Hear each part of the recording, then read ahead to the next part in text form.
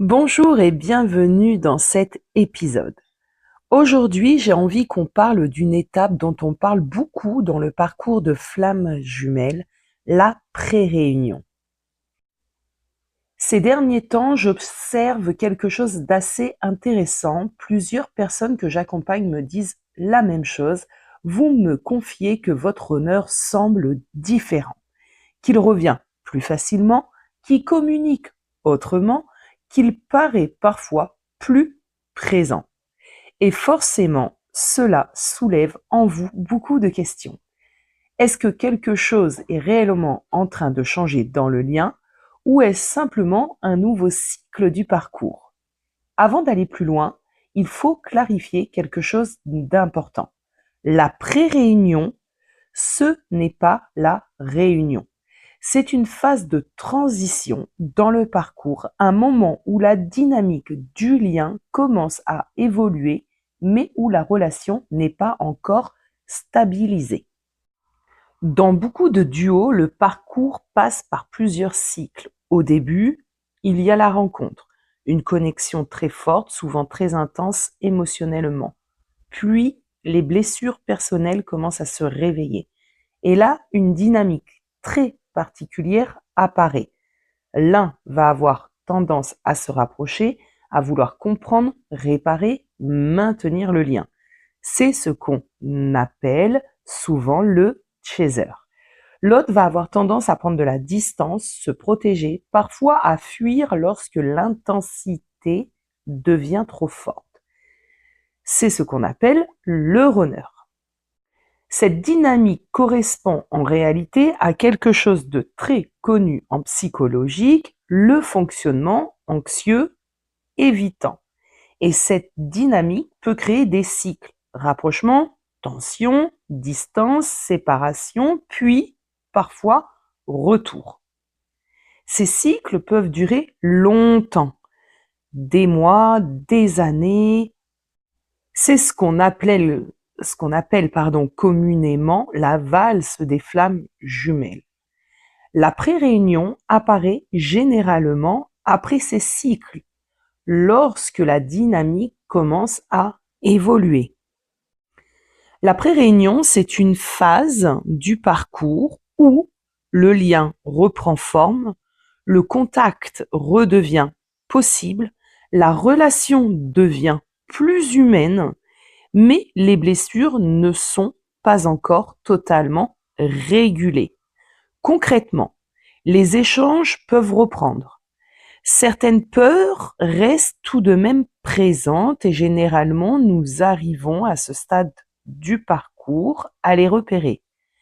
Les anciens réflexes, dysfonctionnements peuvent réapparaître.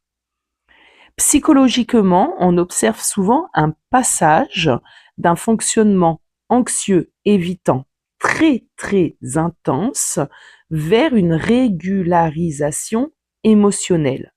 On sort de la fuite totale, mais on n'est pas encore dans une relation stable. Le premier changement aux portes de cette pré-réunion est au niveau du silence. Le silence cesse d'être la stratégie principale. Avant, le runner disparaissait, coupait le lien, fuyait la relation. Dans la pré-réunion, il peut encore prendre de la distance, mais ce que l'on peut constater, c'est que les runners reviennent beaucoup plus vite. La source ne leur permet plus d'activer leur mode déni. Il commence à y avoir un début de responsabilité émotionnelle du runner, bien évidemment. Dans les phases précédentes du parcours, lorsque la tension devenait peut-être un petit peu trop forte, les runners avaient tendance, ils ont cette tendance à disparaître, couper la communication, s'éloigner, et le silence peut durer longtemps. Comme je l'ai précisé, dans la phase de pré-réunion, ce mécanisme peut encore exister, mais quelque chose change. Le retour devient plus rapide, la coupure n'est plus aussi radicale, la communication finit par reprendre plus naturellement. Et ce tout petit changement en dit souvent beaucoup, beaucoup sur l'état d'avancement du runner. Et je vais être honnête avec vous, dans beaucoup de parcours que j'observe et aussi mon propre parcours, ce changement du runner n'arrive jamais par hasard. Il est souvent lié à un autre changement dans la dynamique. Et ce changement concerne très souvent le chaser. Le chaser qui arrête de courir derrière son runner, c'est vraiment le point central puisque la pré-réunion ne peut pas commencer à apparaître sans que le chaser soit sorti de l'obsession du lien, que le chaser ait retrouvé son axe personnel et surtout qu'il arrête d'essayer à tout prix de provoquer la réunion. Et c'est là que la dynamique change. Parce que finalement, la poursuite s'arrête. Pendant longtemps, le chaser essayait de maintenir le lien. Il cherche à comprendre, réparer, relancer la communication, mais à un moment donné, quelque chose change à l'intérieur. Le chaser se fatigue, il cesse de provoquer, de vouloir provoquer la réunion, il revient vers lui-même, il reprend sa vie. La fameuse étape de la complétude. Paradoxalement, c'est souvent à ce moment-là que la dynamique commence réellement à évoluer. Le fameux troisième changement. Le lien devient moins dramatique. Au début du parcours, la relation est souvent très intense émotionnellement. Chaque chose prend beaucoup d'ampleur. Un message, un silence, une réaction, tout peut être surinterprété. Dans la pré-réunion, on observe souvent un changement. Le lien devient moins dramatique, plus simple, plus incarné, plus humain. La communication entre les deux jumeaux semble aussi se fluidifier. On parle davantage. Et cela permet progressivement de sortir de l'idéalisation ou du fantasme que nous pouvons créer autour du potentiel de la relation. C'est plutôt ainsi. Le quatrième changement, c'est que les jumeaux commencent réellement à se voir. Dans les premières phases du parcours, chacun projette beaucoup sur l'autre. Son idéal, ses attentes, également ses blessures. Le chaser a tendance à idéaliser sa relation. Le runner, quant à lui, a tendance à mettre son chaser sur un piédestal et de ce fait n'accepte pas les failles du chaser. Pour un runner, le chaser, il doit être entre guillemets parfait. Dans la pré-réunion, quelque chose devient plus lucide. Les deux personnes commencent à se voir telles qu'elles sont réellement, avec leurs forces, mais aussi leurs faiblesses, ainsi que leurs limites. Cette étape est essentielle, parce que la relation ne peut pas devenir stable si elle reste construite uniquement sur des projections et illusions. La pré-réunion est une phase cependant fragile. À ce moment, beaucoup de duos pensent que le plus difficile est derrière. Beaucoup de chasers, j'ai envie de préciser. Le contact est revenu, la communication est plus facile, le lien semble plus calme. Et pourtant, c'est souvent l'un des moments les plus sensibles du parcours parce que lorsque le rapprochement commence, les mécanismes anciens peuvent se réveiller. Les blessures qui semblaient apaisées peuvent revenir. Chez le chaser, par exemple, quelque chose peut réapparaître assez rapidement, l'espoir de la réunion. Et cet espoir est très puissant, mais il peut aussi réveiller certaines peurs. La peur que l'autre reparte, la peur de revivre une nouvelle séparation, la peur de se perdre de nouveau dans ce lien. Et oui, à ce stade-là, généralement, les chasers sont en complétude. Donc, lorsque le runner revient en pré-réunion, il y a forcément une angoisse chez le chaser. Cette angoisse n'est plus la même qu'il fut un temps. Elle se manifeste différemment. Nombreux chasers à ce stade de la relation ont également peur de perdre leur complétude. Alors forcément, sans se rendre compte, le chaser peut recommencer à observer davantage la relation, se méfier, à attendre des signes de l'investissement de son runner, à vouloir sécuriser ce qui est encore fragile. De l'autre côté, le runner peut aussi ressentir une forme de tension intérieure parce que la proximité émotionnelle augmente. Et oui, en phase de pré-réunion, les deux jumeaux retombent un petit peu dans une forme de lune de miel connue au tout début du parcours.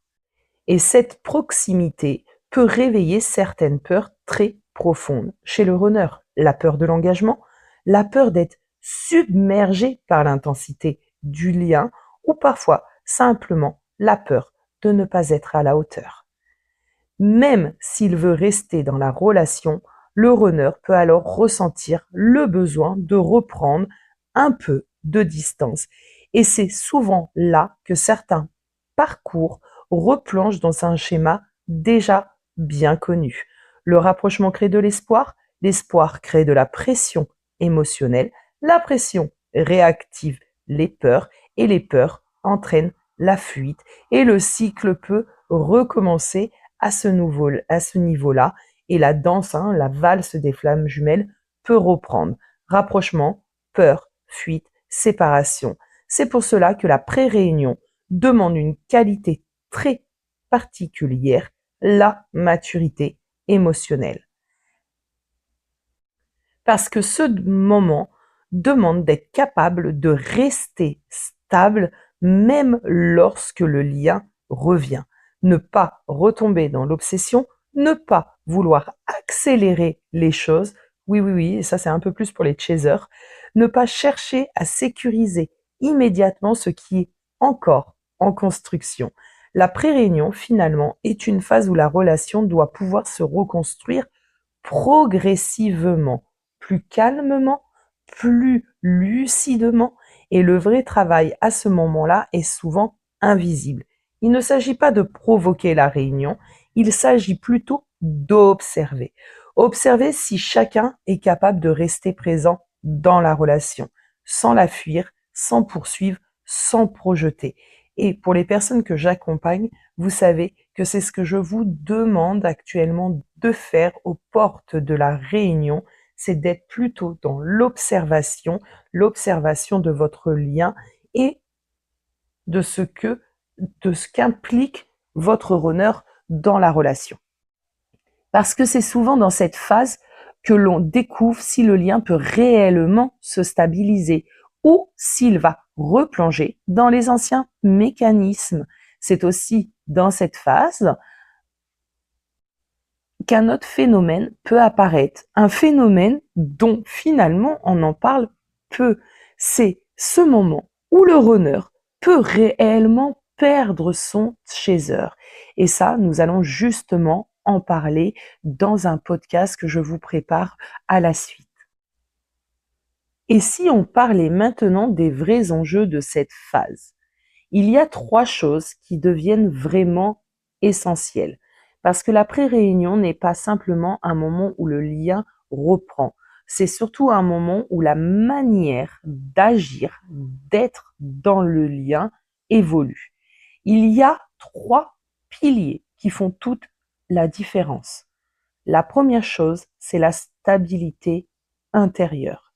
À un moment du parcours, beaucoup de personnes réalisent quelque chose d'important. Leur équilibre ne peut plus dépendre uniquement de l'autre. Pendant longtemps, la relation a pris énormément de place, surtout dans la vie des chasers. On observe, on analyse, on attend des signes, on cherche à comprendre chaque mouvement, chaque décision de l'autre.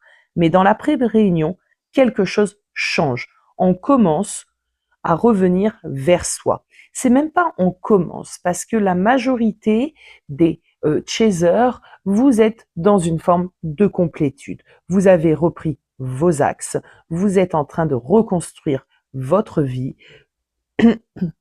vous redonnez de la place à vos projets, vos autres relations, famille, amis, collègues, vous reprenez les rênes de votre vie. Et ce qui est intéressant, c'est que souvent, c'est justement à ce moment-là, je le répète, que la dynamique du lien évolue. Quand la relation n'est plus le centre absolu de l'équilibre personnel. La deuxième chose, c'est la lucidité, la conscience. Et ça, c'est une étape importante. Au début du parcours, il y a souvent beaucoup d'idéalisation. On voit l'autre comme quelqu'un d'unique, comme quelqu'un qui nous comprend parfaitement, comme quelqu'un avec qui tout devrait être évident, parfait. Mais avec le temps, et surtout dans cette phase de pré-réunion, le regard devient plus clair. On commence à voir les choses telles qu'elles sont. On voit les blessures, les limites, les comportements immatures, les dysfonctionnements chez l'autre, mais aussi chez soi. Et cette lucidité est importante parce qu'elle permet de sortir du fantasme. On ne regarde plus la relation comme un idéal parfait hollywoodien. On commence à la regarder comme une relation humaine avec ses complexités, ses défis, ses ajustements. On sort aussi de cette idéalisation mystifiée du parcours de flammes jumelles, version New Age sur les réseaux. Et c'est souvent là, bien évidemment, que les choses vont aussi bouger, devenir plus matures. Il y a un troisième enjeu qui peut être aussi très important, c'est la responsabilité relationnelle. Je vous explique. La relation ne peut plus fonctionner uniquement sur l'intensité du lien.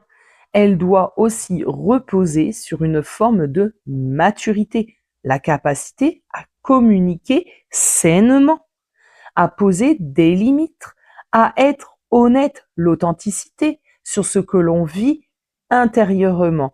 L'honnêteté, l'authenticité sont des clés pour accéder à la réunion. Et c'est souvent à ce moment-là également que le lien change. Le chaser, euh, dans un début de parcours, n'est pas en capacité à être totalement honnête avec son runner. On parle beaucoup de la non-authenticité du runner, mais pas suffisamment de celle du chaser, et nous y reviendrons. La pré-réunion est une phase importante parce qu'elle va révéler quelque chose de très simple au fond. Est-ce que ce lien peut devenir une relation stable ou est-ce qu'on va forcément continuer de replonger dans nos anciens schémas? Beaucoup de personnes peuvent penser être à plusieurs moments de leur parcours dans cette phase de pré-réunion, simplement parce que le runner est revenu dans leur vie, a tout de même évolué. Mais est-ce vraiment une pré-réunion ou simplement un nouveau cycle du parcours, une nouvelle danse entre les deux jumeaux, un nouveau aller-retour? Parce que ces deux situations peuvent se ressembler. Et c'est aussi pour cela que à certains moments du parcours, se faire accompagner peut être vraiment précieux. Cela peut vous aider à prendre du recul, à comprendre les mécanismes en jeu et à y voir beaucoup plus clair. Parce que parfois, quand on est à l'intérieur du lien, certaines choses deviennent difficiles à percevoir seul et je le sais bien. Et c'est justement ce discernement qui permet de ne pas confondre un simple retour du lien avec une véritable phase de pré-réunion. Vous l'aurez compris, la pré-réunion n'est pas simplement un moment où les deux jumeaux se rapprochent. C'est une phase où la relation commence à devenir possible, mais où beaucoup de choses restent encore fragiles. C'est pour cela que dans les prochains épisodes, nous allons continuer à explorer ce sujet. Nous parlerons notamment des signes qui permettent de reconnaître une véritable pré-réunion, mais aussi des pièges qui peuvent faire replonger les duos dans les anciens schémas. Pour ceux et celles qui souhaitent aller plus loin, j'ai également préparé un bonus en accès privé.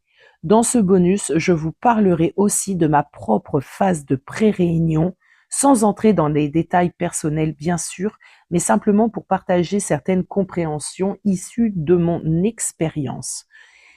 Et si ce podcast vous parle, si ce que je partage ici vous aide à mieux comprendre votre parcours, n'hésitez pas à vous abonner pour ne pas manquer les prochains épisodes. Vous pouvez aussi me rejoindre dans les accès privés si vous le souhaitez. Je vous dis à très vite, on se retrouve bientôt. Ciao ciao.